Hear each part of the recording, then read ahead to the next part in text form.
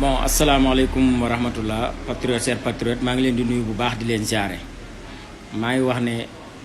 dañ yittewoo ñu mel ne capitaine Touré discours yi ñu yëkkati dafa nekk discours yoo xam ne yu am solo la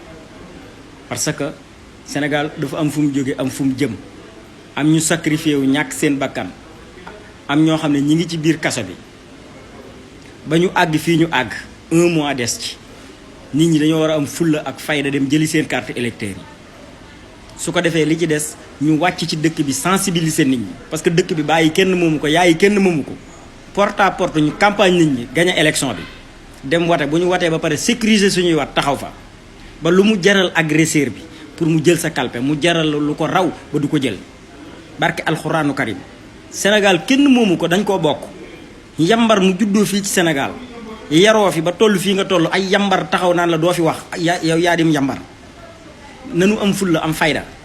dañoo amub candidat te dañoo war a dugg ci dëkk bi campagnal ko bu nu ko campagnalee wateel ko mu gañe bu gañee ba pare benn wëyu ak benn bandi bañ a confisquer suñuy wat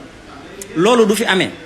kon maa ngi wax mention spéciale capitaine Touré maa ngi soññ leader yëpp ñu am détermination engagement ak kaddu yu dëgër këcc œil pour œil dent pour dent kaddu yi daa war a gën a dëgër détermination bi daa war a gën a am parce que gars yi ku yox-yoxi ak lewalati bët ñu jaar ci sa kaw jàll te loolu kenn waru koo nangu parce que gars yi mënuñoo gagné premier tour la ñuy gagné élection bi premier tour la ñuy gagné élection bi kon bu leen fi sax di layam-layami di déglu ay deuxième tour premier tour Bassirou Diomaye Faye day jël réew mi par A ou par B par force da koy jël parce que loolu la sénégalais yi décidé incha allah